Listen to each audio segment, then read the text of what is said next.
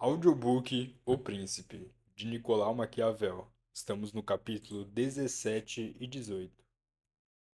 Capítulo 17. Da crueldade e da clemência e sobre se é melhor ser amado ou temido. Passemos a tratar das demais qualidades mencionadas. Todo príncipe deve desejar que o achem clemente e não cruel. Todavia, cumpre-lhe evitar o mau emprego dessa clemência. César Borgia era reputado cruel. Não obstante, a sua crueldade pusera a Romanha nos eixos, dera-lhe unidade, trouxera-lhe a paz e a fé. Se tivermos presentes esses resultados, veremos ter ele sido mais piedoso do que o povo florentino, que para fugir à fama de truculento, deixou destruir Pistoia. Daí resulta que um príncipe não se deve afligir se por motivo da violência com a que procura manter os seus súditos unidos e fiéis, ganhar reputação de sanguinário. De fato, com pouquíssimos exemplos de severidade será mais indulgente do que aqueles que, por excessiva piedade, deixaram pulular as desordens, causas de mortes e de rapinas. Pois, enquanto estas costumam ofender uma sociedade inteira, as execuções ordenadas pelo príncipe ofendem apenas a um particular. O príncipe novo é, entre todos os outros, o que menos pode evitar a fama de cruel, por serem os estados recém-constituídos, cheios de perigos. Daí, Virgílio afirmar pela boca do Dido para desculpar a desumanidade desta. A difícil empresa e a novidade do reino me obrigam a proceder assim e a conservar bem vigiado o país. Eneida, livro 1. Isso, contudo, não deve impedir que um tal príncipe seja cauteloso no formar as suas opiniões e nos traduzi-las em atos, e que não se alarme sozinho, levado pela própria imaginação. Incube-lhe proceder sem excessos, para que a demasiada confiança não o tome imprudente e a demasiada desconfiança intolerável. Daqui nasce uma questão: é melhor ser amado ou temido? Na minha opinião, conviria ser ambas as coisas. Dada, porém, a dificuldade de preencher a alguém esse duplo requisito, o mais vantajoso é ser temido. Assim, nolo faz concluir a própria natureza dos homens. Estes são geralmente ingratos, volúveis, simuladores, covardes ante o perigo, ávidos de lucro. Nos tempos de bonança, e enquanto lhes fazemos o bem, estão todos, como já tive ocasião de dizer, ao nosso lado. Oferecem-nos o sangue, os haveres, a vida, os filhos. Mas quando a tormenta se aproxima, revoltam-se.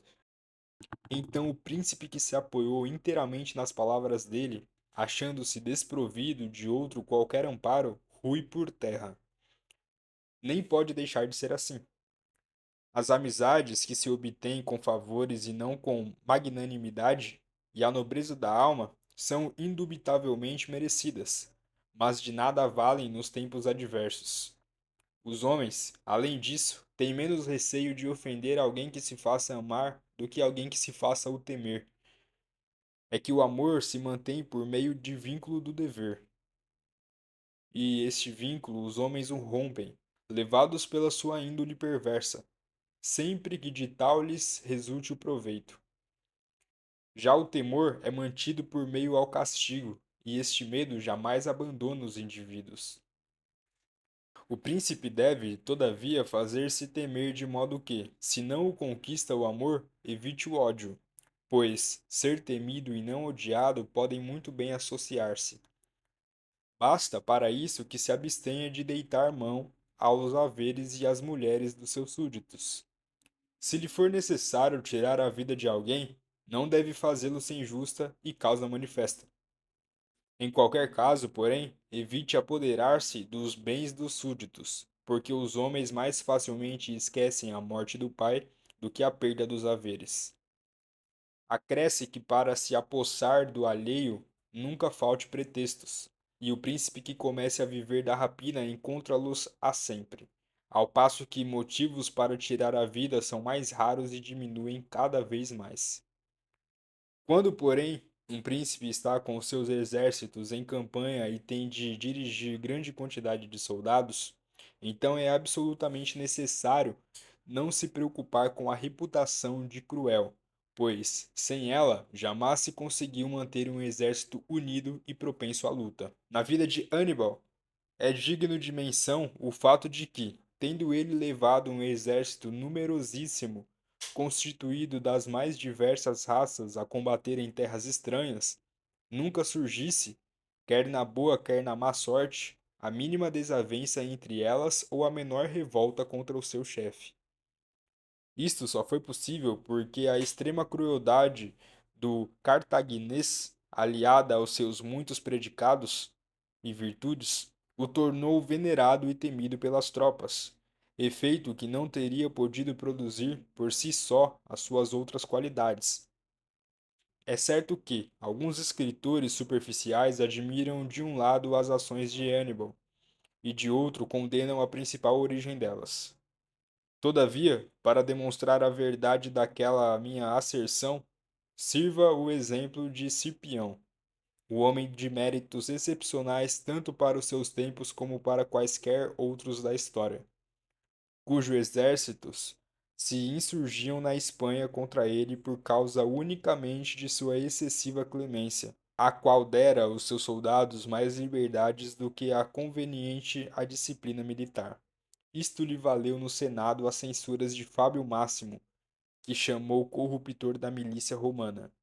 Após terem sido os Lócrios destruídos por um enviado de Cipião, este não se vingou, nem puniu a sua insolência daquele enviado, porque se deixou levar pela natureza indulgente. Tanto que alguém, querendo desculpá-lo perante o Senado, declarou ser ele um desses homens que mais sabiam evitar erros próprios do que corrigir os alheios.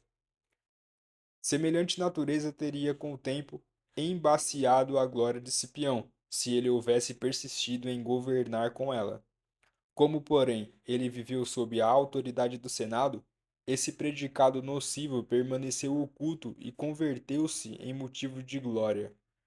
Voltando à questão de ser temido ou amado, concluo que, visto que depender o amor dos homens da vontade deles mesmo e o seu temor da vontade do príncipe, deve este, se é sábio, estribiar-se no que depende dele, e não no que depende de outros, procurando apenas, como já disse, evitar o ódio.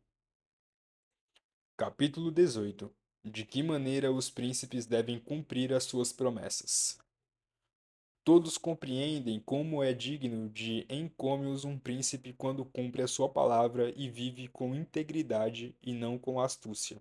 No entanto, a experiência de nossos dias mostra haverem realizado grandes coisas os príncipes que, pouco caso fazendo da palavra dada e sabendo com astúcia iludir os homens, acabaram triunfando dos que tinham por norma de proceder à lealdade.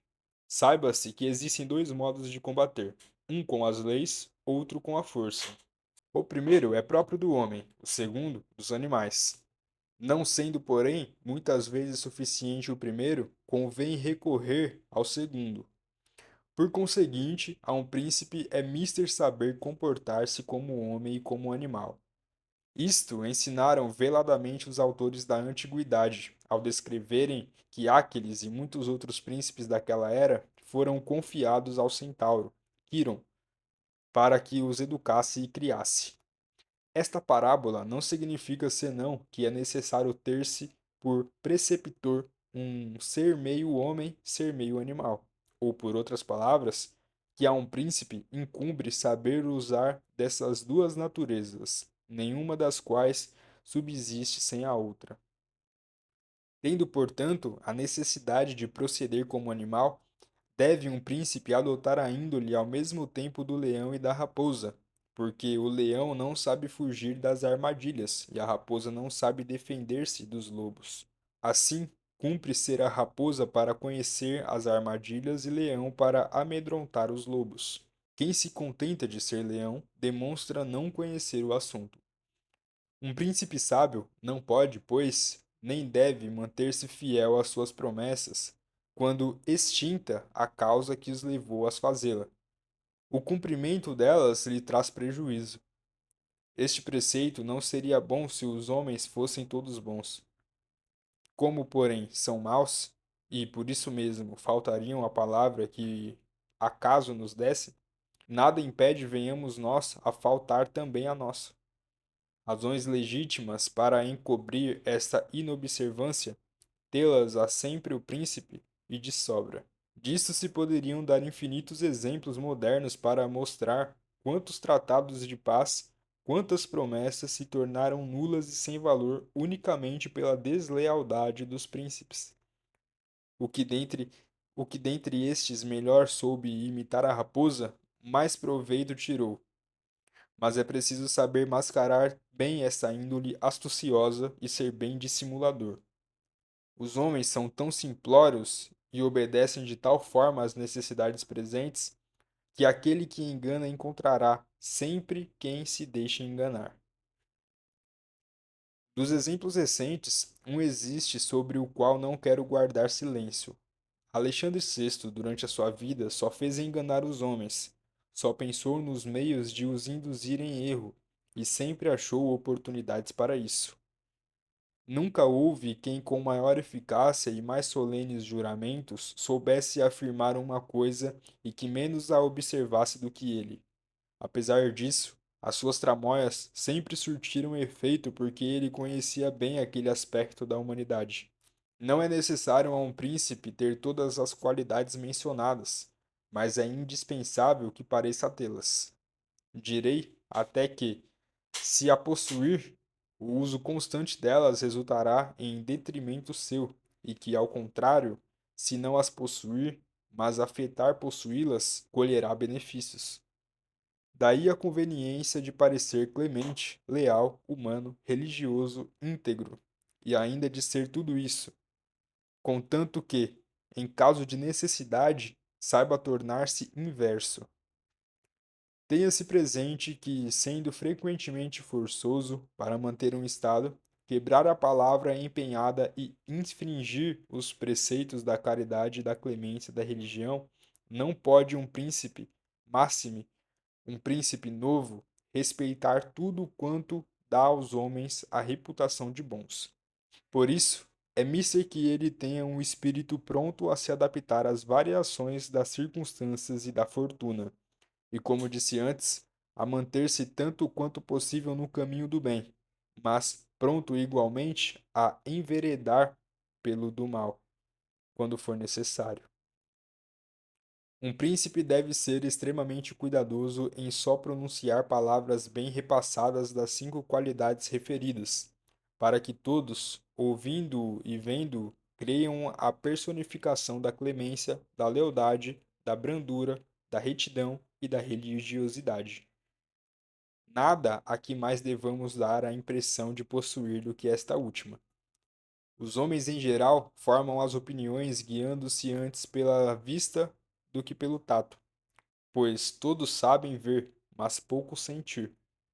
Cada qual vê o que cada qual vê o que parecemos ser, poucos sentem o que realmente somos.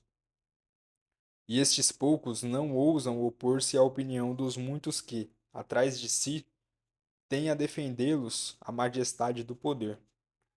Quando há possibilidade de alterar o curso das ações dos homens e, sobretudo, dos príncipes, procura-se distinguir sempre o fim a que elas tendem. Busque, pois, um príncipe triunfar das dificuldades e manter o Estado, que os meios para isso nunca deixarão de ser julgados honrosos, e todos os aplaudirão. Na verdade, o vulgo sempre se deixa seduzir pela aparência e pelos resultados.